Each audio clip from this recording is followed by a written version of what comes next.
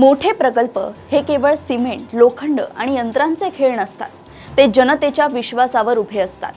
हजारो कोटी रुपयांचा निधी खर्च होत असताना प्रत्येक वीट ही पारदर्शकता, गुणवत्ता आणि जबाबदारीची साक्ष देणारी असली पाहिजे.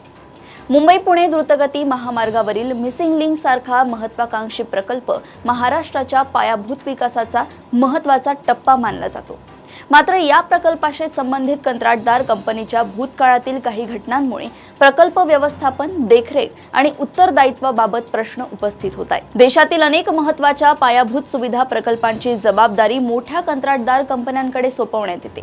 मात्र काही बोगदा दुर्घटना, विविध प्रकल्पांतील विलंब तसेच तपास यंत्रणांकडून झालेल्या चौकशा यांमुळे अशा कंपन्यांच्या कामगिरीचे अधिक कठोर आणि वस्तुनिष्ठ मूल्यमापन करण्याची गरज अधोरेखित होते.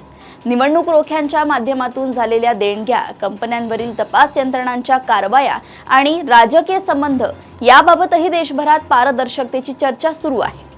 कोणत्याही कंपनीवर आरोप झाले म्हणजे ती दोषी ठरते असे नाही. मात्र सार्वजनिक पैशातून उभा राहणाऱ्या प्रकल्पांमध्ये प्रत्येक व्यवहार आणि निर्णय हा संशयाच्या पलीकडे असणे आवश्यक आहे. रस्ते, बोगदे, पूल आणि बंदरे ही केवळ बांधकामे नसून नागरिकांच्या सुरक्षिततेशी आणि भविष्यातील अर्थव्यवस्थेशी जोडलेली असतात.